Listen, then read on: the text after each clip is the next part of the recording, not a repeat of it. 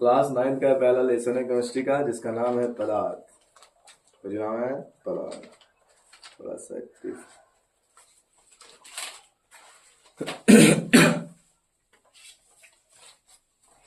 स्वागत करते हैं आपके अपने YouTube चैनल PWS क्लासेस में। आज हम लोग पढ़ने वाले हैं क्लास 9 का लेसन नंबर 1, जो केमिस्ट्री से रिलेटेड होगा।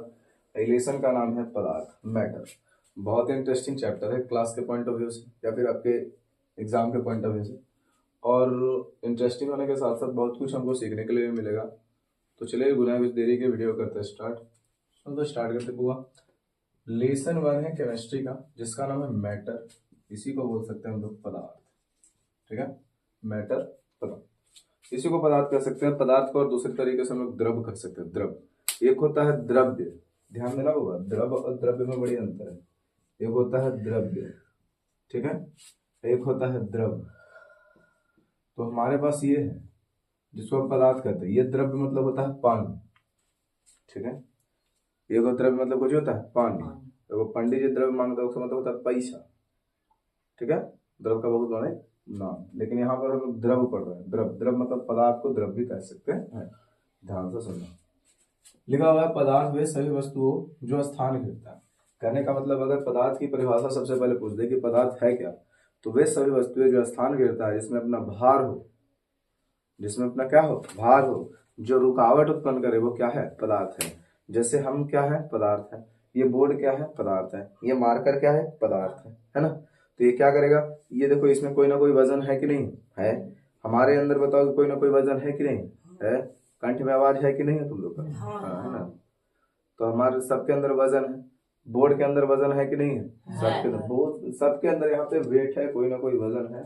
अब बताओ कि इसको अगर हम रास्ते में खड़ा कर देंगे, तो बताओ यहाँ पे एक चेयर रखा हुआ है, चेयर के सामने अगर हम जा रहे हैं, तो चेयर हमारा रुकावट उत्पन्न करेगा कि नहीं करेगा। जैसे धारा अगर इधर बह रहा है, नदी का बहाव इधर है, तो उधर से चढ़ना प्रयास करोगे, नदी बोलेगा तुम नीचे चलो, तुम बोलेगा नहीं ऊपर जाएगा, तो रुकावट उत्पन्न हो रहा है कि नहीं हो रहा है। तो वे सभी वस्तुएं जो स्थान घेरता है, जिसमें अपने प्रकार, जिसमें अपना द्रव्यमान हो, ठीक है, जो स्थान घेरे, जिसमें द्रव्यमान हो, और जो अवरोध या रुकावट उत्पन्न करे, उसे हम लोग कहते हैं पदार्थ।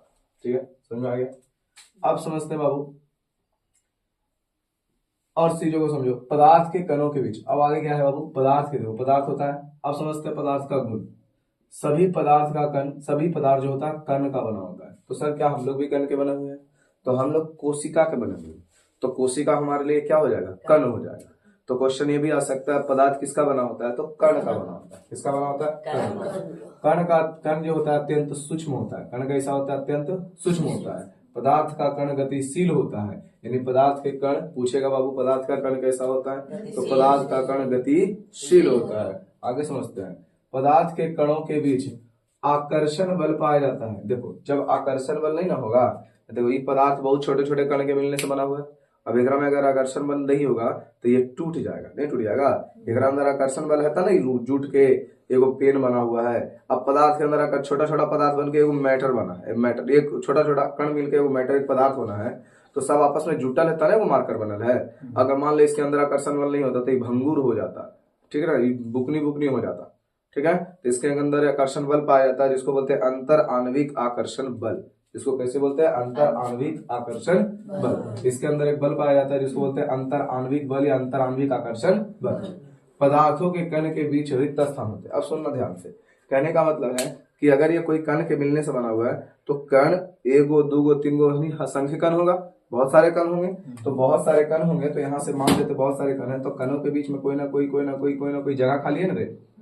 ऐसा तो ना कि कण ही है तो एकदम सटल है, कहीं ना कहीं कुछ ना कुछ जगह खाली होता है। तो उसको बोलते हैं अंतर आणविक, यहाँ देखो अंतर आणविक रिक्त स्थान कहा जाता है उसको, यानी कणों के बीच में जो बल, जो स्थान पाया जाता है उसको अंतर आणविक स्थान कहते हैं। जो भी खाली स्थान पाया जाता है उसको अंतर आणविक। तो देखो, पदार्थ के कणों के बीच रिक्त स्थान पाया जाता है, ये पदार्थ और ये पदार्थ के बीच में जो भी रिक्त स्थान है, यानी ये पदार्थ दोनों के बीच में जो रिक्त स्थान है, उसको अंतर आणविक स्थान कहा जाता है। ये कण और ये कण दोनों आपस को खींचते रहता है, तभी आपस में एक जगह पे रुकल है। अगर नहीं खींचता तो ये यहाँ हो जाता और पदार्थ अपने आप भंगुर हो जाता, ये रह पाता नहीं, रह पाता, ये टूट जाता। समझ में आ गया, अब समझ आ गया। पदार्थ के मुख्य 3 भाग होते हैं। क्वेश्चन आता है कि पदार्थ के कितने भाग होते हैं, तो मुख्य 3 भाग होते हैं। एक होता है ठोस, सॉलिड जिसको द्रव्य लिक्विड, और तीसरा है गैस जिसको हम लोग गैस कहते हैं। विशेषता की बात की जाए, ठोस द्रव्य और गैस की विशेषता की बात की जाए तो बहुत ही इंटरेस्टिंग विशेषता है। सबसे पहले हम लोग देखेंगे ठोस के बारे में, द्रव्य के बारे में, गैस, या फिर तीनों को एक साथ लेके चलेंगे तुलना करते हुए। तो स्टार्ट करते हैं। देखो ये अगर पूछेगा ठोस, तो ठोस के अंदर जो अंतर आणविक आकर्षण बल होता है वो बहुत ज्यादा होता है, क्योंकि ये ठोस है। ठीक है, तो ठोस है तो बहुत ज्यादा सटल सटल सटल सटल, यानी इसके अंदर बहुत ज्यादा आकर्षण बल है, तना ही रुकल है। अगर इसके अंदर आकर्षण बल कम रहेगा तो ये फैल जाएगा, तो इसके अंदर अंतर आणविक आकर्षण बल बहुत ज्यादा होता है। समझ में आ गया? अब समझते हैं गैस, द्रव में। तो ये जो द्रव में होता है तो द्रव दिखता है बहता है, बहता है कि नहीं बहता है, पानी है, बहता है कि नहीं बहता है, तो इसके अंदर जो अंतर आणविक आकर्षण बल होता है वो कम होता है, किसके अपेक्षा? ठोस के अपेक्षा, बहुत कम नहीं, ठोस के अपेक्षा।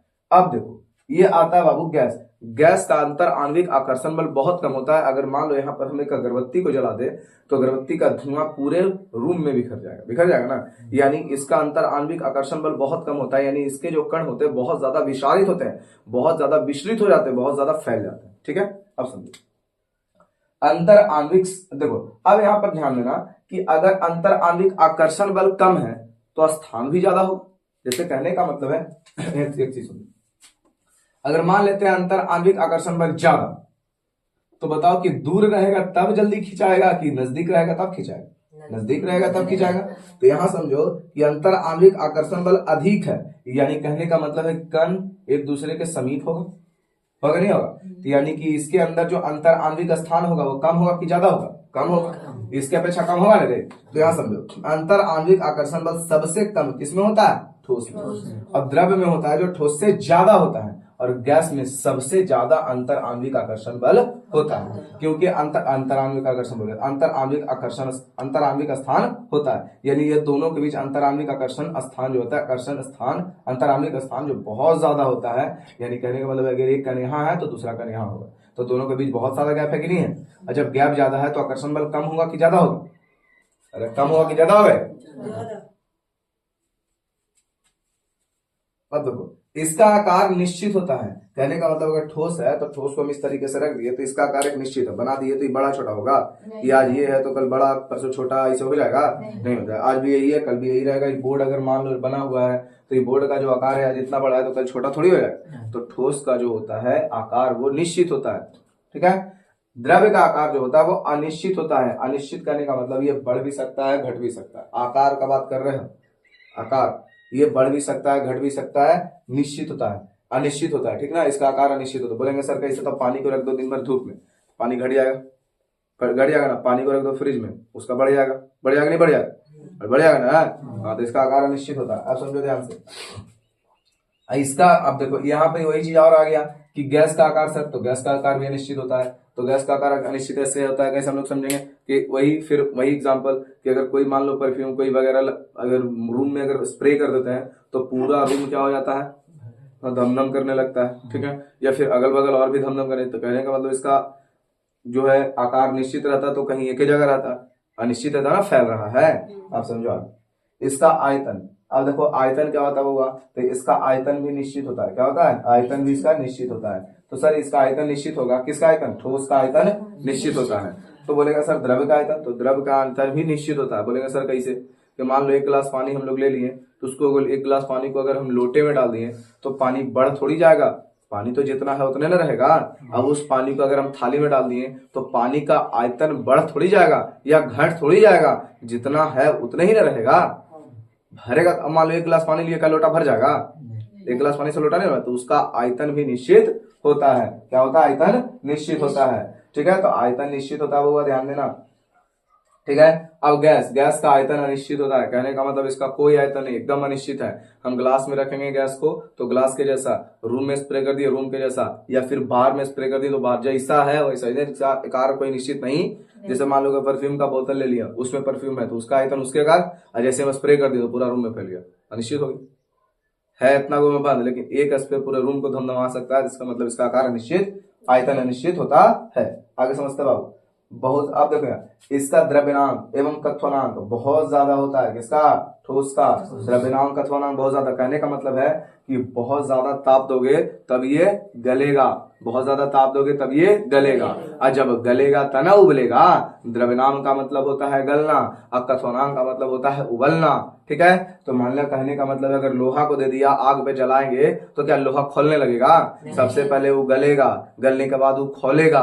तो कहने का मतलब है कि मान लो कि हम लोग घर में जो आग जलाते हैं, क्या उतना पर लोहा गलने लगेगा? नहीं गलेगा। तो इसका द्रव्यनांक यानी गलने का क्षमता और क्वथनांक यानी उबलने का क्षमता दोनों बहुत ज्यादा होता है। ठीक ना, बहुत ज्यादा होता है। आगे समझो, द्रव तो पहले ही गला हुआ ही है। अरे पानी गला हुआ है ना, तो द्रव तो पहले ही गला हुआ है। तो बताओ कि एक कर गलनांक, एक इसका गलनांक और क्वथनांक इसके अपेक्षा कम होगा कि नहीं होगा? कहने का मतलब है कि पानी तो पहले गला हुआ ही है। तो यहाँ से क्वेश्चन आ सकता है बाबू, ये ठोस से कम होता है, इसका द्रव्यनांक और क्वथनांक ठोस से क्या होता है? कम होता है। कारण कि पहले तो ठोस है नहीं है, पहले तो द्रव में बदल है। ये ठोस में था, ठोस को अगर खौलाना है तो पहले द्रव बनाना पड़ेगा, उसके बाद वो खोलेगा। अब द्रव तो बना ही है, खाली खौलाने ना है। तो पानी जो है, पानी का द्रव्यनांक और क्वथनांक ठोस के द्रव्यनांक और क्वथनांक से कम होता है। यानी पानी को अगर हम खौलाएंगे तो घर में हमारा जो आग है उससे पानी खोलने लगेगा ना 100 डिग्री सेल्सियस पर। अब समझते हैं गैस का।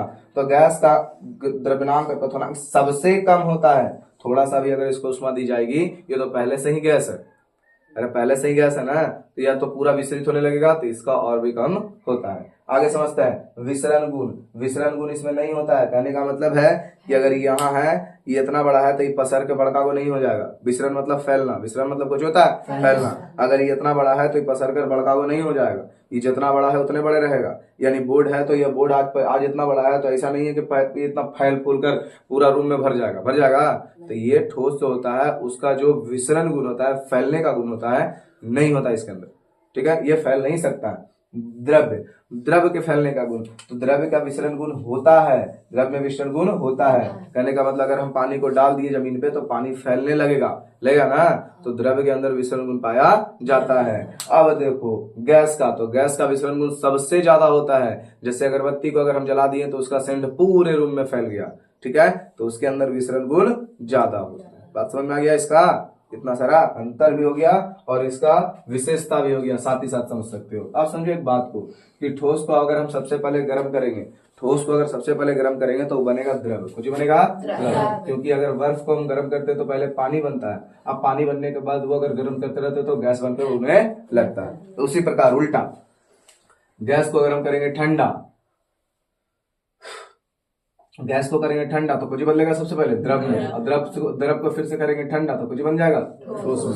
जैसे हम लोग पानी को अगर फ्रिज में डाल देते हैं तो पानी को ठंडा करते हैं तो कुछ बदल जाता है बर्फ। अब बर्फ ठोस है कि द्रव है कि गैस है? ठोस है। और बर्फ कुछ है ठोस है, तो बर्फ ठोस है, ठोस को गर्म कर देंगे तो गैस, द्रव को गर्म करेंगे तो गैस। लेकिन वही गैस को अगर ठंडा करेंगे, उल्टा प्रक्रिया, ठंडा करेंगे तो कुछ बन जाएगा हमारा द्रव, और द्रव को फिर से ठंडा करेंगे तो कुछ बन जाएगा ठोस। समझ में आ रहा ना? यहीं पर देखो, यहाँ से ध्यान देना कि अगर मान लेते हैं ये द्रव है तो द्रव को पहले गर्म करेंगे तो कुछ ही बनेगा गैस। तो द्रव को डायरेक्ट गर्म करने से गैस बनता है सर? एकदम बनता है। द्रव को गर्म करेंगे डायरेक्ट गैस बनेगा। कोई एग्जाम्पल तुम्हारे पास है तो सोचो, हम बताएंगे फिर से। ठीक है, तो द्रव को सबसे पहले गर्म करेंगे तो द्रव को सबसे पहले देखो यहाँ पर गर्म किया गया। ये तो ठोस को सबसे पहले क्या किया, देखो एरो देखना ध्यान से, ठोस को किया है गर्म, यानी इधर से इधर वाला प्रक्रिया, ठोस को किया है गर्म, कुछ बदल गया द्रव को गर्म किया तो कुछ बदल गया गैस, द्रव को गर्म किया तो कुछ बदल गया गैस। तो द्रव को गर्म करना तो गैस में बदल भी करेगा, तो टेंशन नहीं है, ये तो सबको पता है कि द्रव को गर्म कर दो गैस में बदलता, बहुत सारा एग्जांपल है। ठीक है, जैसे पानी को गर्म किया तो कुछ बदलेगा, गैस में बदल जाएगा। लेकिन ठोस को अगर गर्म डायरेक्ट हम लोग गर्म करते हैं, ठोस को डायरेक्ट गर्म करते हैं, तो कुछ ऐसे भी ठोस हैं जो डायरेक्ट गैस में बदल जाते हैं। वो कौन सा चीज है ऐसा बताओ? कपूर को देखा तुम लोग? कपूर क्या होता है? ठोस होता है ना। तो कपूर को जब हम लोग जलाते हैं तो बताओ कि क्या कपूर पानी बनता है पहले? गलता है कि डायरेक्ट उसमें से गैस निकलने लगता है? अरे निकलता है ना, गैस आग जलता है तो आग के रूप में महकता है ना, तो गैस निकलता है कि नहीं निकलता है? कि पहले द्रव बनता है? नहीं। तो ठोस एक कपूर एक ऐसा पदार्थ है जिसको हम डायरेक्ट अगर गर्म करेंगे तो डायरेक्ट गैस बनेगा, द्रव नहीं बनेगा। नहीं ना बनेगा? हाँ। नेपथैलिन की गोली देखा है? कपड़ा उपड़ा देखा? कपड़ा में वो गोली रखाता है जो महकता है, तो बताओ कपड़ा गोली ठोस रहता है कि द्रव रहता है कि गैस रहता है? ठोस। और ठोस रहता है तो बताओ कि अगर कपड़वा में डाल देते हैं तो क्या वो पहले कपड़वा में गल के पानी बनता है और बाद सेंट लाता है? कि नहीं वो कपड़ा में रखल रहेगा और डायरेक्ट महक उत्पन्न करेगा। तो महक मतलब गैस ना, तो नेफ्थैलिन का गोली, जो उसको नेफ्थैलिन का गोली ही बोलते हैं, नेफ्थैलिन का गोली भी एक ऐसा गोली है जो डायरेक्ट ठोस से कौची बन जाता है, गैस बन जाता है। समझ में आया? और डायरेक्ट, अब समझो, अब यही चीज और नीचे समझ लेते एक बार। ये द्रव्य है, द्रव्य देखो, गैस को डायरेक्ट हम लोग ठंडा करते हैं, गैस को ठंडा करेंगे तो गोली बनेगा, यहाँ पे लिखा है गैस को ठंडा करेंगे तो द्रव बनेगा, और द्रव को फिर से ठंडा करेंगे तो गोली बनेगा, ठोस। लेकिन एक चीज यहाँ पर ध्यान दो, गैस को डायरेक्ट अगर ठंडा किया जाता है, डायरेक्ट अगर ठंडा किया जाता है तो वो विधि को कहते हैं उध्रुवपातन। कौन विधि कहते हैं? उध्रुवपातन। हाँ, उध्रुवपातन कहलाता है। डायरेक्ट गैस को डायरेक्ट ठंडा करते हैं तो ठोस बनता है, और उस विधि को उध्रुवपातन कहा जाता है। या ठोस को डायरेक्ट ठंडा करते हैं तो गैस बनता है, वो भी विधि उध्रुवपातन कहलाता है। बोलेगा उध्रुवपातन का उदाहरण दीजिए, तो बोलना कपूर, नेफ्थैलिन की गोली, ये सब क्या है? कौची का उदाहरण है? उध्रुवपातन का उदाहरण है। ठोस का द्रव्य में बदलना द्रवण कहलाता है। ठोस को अगर द्रव्य में बदलते हैं, देखो ठोस क्या था, वो द्रव्य में बदला, तो ठोस को द्रव्य में बदलना द्रवण कहलाता है। कौन कहलाता है? द्रवण। और इस क्रिया को द्रव्यनांग कहते हैं। जो क्रिया से ठोस द्रव्य में बदलता है उस क्रिया को द्रव्यनांग कहते हैं। द्रव का गैस में बदलना वाष्पन कहलाता है। कहने का मतलब पानी को अगर हम गर्म करेंगे तो वो वाष्प बन के उड़ेगा, उड़ेगा ना, तो उसको कहते हैं वाष्पन। कुछ कहते हैं? वाष्पन। ठोस को गैस में बदलना उध्रुवपातन कहलाता है। ठोस जो है अगर डायरेक्ट उसको गर्म करके गैस में बदल दिए तो वह विधि उध्रुवपातन कहलाता है। उदाहरण के लिए कपूर, उदाहरण के लिए नेफ्थैलिन की गोली, उदाहरण के लिए अमोनियम क्लोराइड, NH4Cl उसका सूत्र होता है, ठीक है ना। तो यहाँ से देखो ध्यान से, देखो द्रव को अगर हम ठोस में बदल दिए तो ठोस में बदल दिए, जमा ना दिए हो। जैसे कहने का मतलब है कि पानी को हम ठोस में बदल के बर्फ बना दिए तो बर्फ बनाना ही हिमांक कहलाता है। बर्फ बनाना क्या बनाता है? यानी कहने का मतलब द्रव को अगर ठोस में बदल देंगे तो हिमांक कहलाएगा। द्रव को ठोस में बदलना क्या कहलाएगा? हिमांक। और द्रव को ठोस में बदलना हिमांक कहलाता है, और गैस को द्रव में बदलना संघनन कहलाता है। क्वेश्चन आ सकता है बाबू कि गैस को ठोस में, गैस को द्रव में बदलना क्या कहलाता है? संघनन। बोलेगा द्रव को ठोस में बदलना क्या कहलाता है? अरे द्रव को ठोस में बदलना क्या कहलाता है? हिमांक। जमा ना दिए, जमा दिए तो हिम, हिम का मतलब बर्फ, याद नहीं रख सकते हो कि द्रव है, पानी है, और उसको बर्फ बना दिए तो पानी को बर्फ बनाना हिमांक कहलाता है, ठीक है। अब बोलेगा गैस, गैस को द्रव बदलना संघनन कहलाता है। फिर बोलेगा ठोस को गैस में बदलना उध्रुवपातन कहलाता है। गैस को ठोस में बदलना उध्रुवपातन कहलाता है। उध्रुवपातन का उदाहरण कपूर, नेफ्थैलिन की गोली, अमोनियम क्लोराइड, ये सब क्या है कि डायरेक्ट ठोस से गैस बदल सकते, डायरेक्ट ठोस से गैस। अब वाष्पन और क्वथनांक में हम थोड़ा अंतर चेक करते हैं। वाष्पन की क्रिया जो होती है इसमें तापमान निश्चित नहीं होता है। कहने का मतलब है कि पानी को हम कोई भी तापमान पर गर्म करेंगे, पानी से वाष्पीकरण की क्रिया संभव हो जाएगी। जैसे हम लोग पानी को रख देते हैं धूप में तो उपरों में वाष्पीकरण की क्रिया होता है, पानी सूखता है। हम लोग घर में हम लोग पानी को गर्म करते हैं तो पानी खोलने के पहले ही क्या होने लगता है? वाष्पित होने लगता है। तो पानी वाष्पन की क्रिया किसी भी ताप पर हो सकती है, इसका कोई ताप हम लोग निश्चित नहीं कर सकते हैं। लेकिन वही क्वथनांक यानी उबलना, उबलने की क्रिया के लिए एक निश्चित टेम्परेचर चाहिए जिसको हम बोलते हैं, अगर पानी को उबालना है तो 100 डिग्री सेल्सियस से अगर कम होगा तो पानी नहीं उबलेगा। तो बताओ कि 100 डिग्री निश्चित तापमान चाहिए ना, तो कह सकते हैं कि इसके लिए यानी क्वथनांक यानी उबलने के लिए तापमान का निश्चित होना बहुत जरूरी है। एक और समझ लेते हैं, एक द्रव के ऊपरी सतह पर या द्रव के ऊपरी सतह पर होता है, यानी वाष्पन की क्रिया पूरे द्रव में नहीं होती है। जैसे कहने का मतलब है कि कोई हम क्या ले लें, एक बर्तन ले लिया, बर्तन में हम भर देंगे पानी, बर्तन में पानी भर देंगे तो ऐसा नहीं है कि वाष्पन की क्रिया ये पूरे पानी से होगा। जितना पनिया ऊपरे रहेगा ऊपरे में से वाष्पन की क्रिया होता है ना। पनिया के ऊपरे वाला सतह से वाष्प होता है, तो ये वाष्पन की क्रिया पानी के ऊपरी सतह से होती है। लेकिन क्वथनांक, अब उबलने वाला काम तो जब तक ये नीचे से पूरा नहीं उबलेगा तब तक होगा, यानी उबलने वाला काम क्वथनांक की जो क्रिया होती है पूरे पानी में होता है। बात समझ में आ गया? आप समझो आगे। वाष्पीकरण से प्रभावित करने वाले कारक, वाष्पीकरण को प्रभावित करने वाले कारक, सबसे पहले सतह का क्षेत्रफल। कहने का मतलब है कि सतह का क्षेत्रफल कैसे प्रभावित करेगा, तो कहने का मतलब देखो ध्यान से, हम 3 यहाँ पे बर्तन बना रहे हैं, एक हम इस तरीके से बना दिए, एक यहाँ इतना बड़ा बना दिया, एक बड़ा सा एक थाली बना दी, तीनों में हम पानी रख देंगे, तीनों में पानी। तो बताओ कि वाष्पीकरण कौन सा पानी जो जल्दी गर्म होगा, बोलो। ये वाला गर्म होगा, बड़ा वाला बर्तन गर्म होगा कि मंझला वाला कि छोटा वाला? सबसे जल्दी गर्म कौन होगा? सबसे जल्दी गर्म ही ना होगा रे, सबसे बड़ा वाला जल्दी ना गर्म होगा, क्योंकि इसमें पानी गया फैल, तो फैल गया तो पानी का हर जगह छिद्रा ना हुआ तो जल्दी नहीं गर्म हो जाएगा। वाष्पीकरण की इसमें ज्यादा ना होगी। जैसे मान लो तो धूप में रख दी, तो धूप में रख देंगे तो बताओ कि धूप में रखने के बाद इसके अंदर वाला ये जो सतह है ज्यादा फैला हुआ ही है, तो बताओ धूप का यानी कि सूर्य का प्रकाश इसके इतने सतह पर जाएगा ना, तो यहाँ इतने सतह से ना वाष्पीकरण का क्रिया होगा, तो सतह एकड़ ज्यादा है तो वाष्पीकरण की क्रिया करना ज्यादा है। अब हम इस बर्तन को छोटा कर दिए तो इसका ऊपर वाला टेम्परेचर क्या, ऊपर वाला क्षेत्रफल क्या कम गया, तो क्षेत्रफल जब कम जाएगा तो बताओ कि वाष्पीकरण की क्रिया इतने क्षेत्र से ना होगा, तो नीचे वाला क्षेत्र भी बचल है ना, तो पानी आगरा में बचा रहेगा देरी तक। अब छोटा है तो एक क्षेत्रफल आओ कम गया। बात समझ में आया? तो यहां से लिख सकते हैं क्या कि वाष्पन की क्रिया जो होती है वो उसके क्षेत्रफल पर निर्भर, सतह के क्षेत्रफल पर निर्भर करती है। तापमान पर अगर टेम्परेचर को हम बढ़ा देंगे तो वाष्पन की क्रिया बढ़ जाएगी, टेम्परेचर को घटा देंगे तो वाष्पन की क्रिया घट जाएगी। वायु के वेग पर अगर मान लेते हैं हवा तेज चले, सोची चले तेज, और हम कपड़ा को सुखाने के लिए हवा तेज चलेगा तो कपड़ा अगर सुखाएंगे तो जल्दी सूखेगा, तो हवा अगर तेज हो तो वाष्पीकरण की क्रिया भी तेज होगा, हवा अगर कम हो तो वाष्पीकरण की क्रिया भी कम होगा। वायु का आर्द्रता करने का मतलब समझ आता है, वायु में नमी, जैसे ठंड के मौसम में बहुत कसकस की हवा चलता है, ठीक है, लेकिन फिर भी कपड़ा अभी के समय ज्यादा समय लगता है सूखने में। जैसे अभी हम लोग कपड़ा जो सुखाएंगे वो तुरंत सूख जाएगा अगर हवा चलेगा तो, लेकिन क्या ठंड के मौसम में कपड़ा सूखता है? नहीं, क्योंकि ठंड के मौसम में जो हवा चलता है उसमें आर्द्रता होता है, उसमें पानी होता है, उसमें नमी होता है। और आज के मौसम में आर्द्रता नहीं है, आज के हवा में आर्द्रता नहीं है, पानी नहीं है, तब सूखा है, तुरंत सूखा उखा देगा। समझ में आया? अब समझते हैं द्रव का गुप्त उष्मा। द्रव कहने का मतलब जो हमारा ये है पानी का गुप्त उष्मा क्या होता है, तो इसका परिभाषा है 1 kg ठोस को द्रव में बदलने की क्रिया को क्या कहलाता है? द्रव की गुप्त उष्मा कहलाती है। कहने का मतलब 1 kg अगर ठोस है तो उसको द्रव में बदलने के लिए जितना उसको उष्मा देते हैं वो द्रव का गुप्त उष्मा कहलाता है। उसी प्रकार बहुत सारे परिभाषा हो जाएंगे। वाष्प की गुप्त उष्मा, तो वाष्प को हम किस में बदलते हैं?